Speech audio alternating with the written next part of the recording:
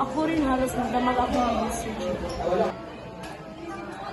Alam kayo, ang sisipag nyo. Ako, kopya lang sa internet. Madali lang.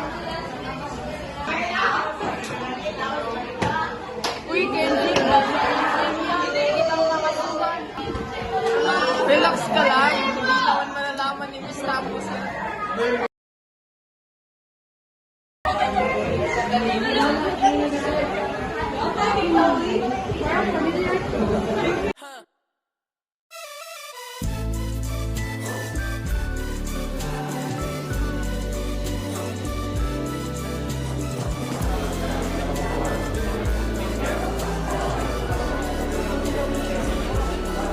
Sigurado akong pasado ako sa paper na yon.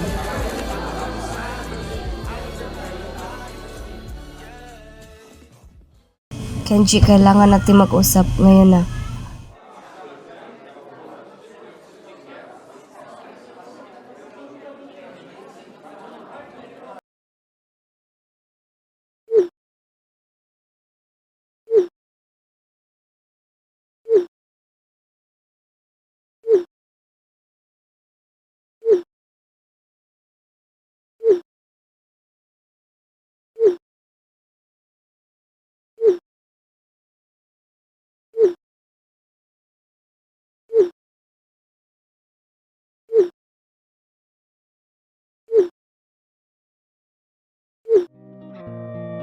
Ang plagiarism ay isang mabigat na kasalanan sa mga estudyante dahil ito ay isang anyo ng padaraya.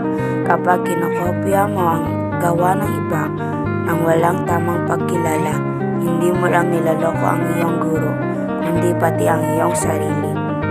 Maaari itong umantong sa bagsak na grado, pagsuspindi o mas mabibigat pang parusa sa paaralan. Higit sa lahat, nawawala ang tunay na layunin ng pag-aaral, ang matuto. Kaya't ugaliing gumawa ng sariling gawain, gumamit ng tamang pagsipil, at maging tapat sa lahat ng ginagawa.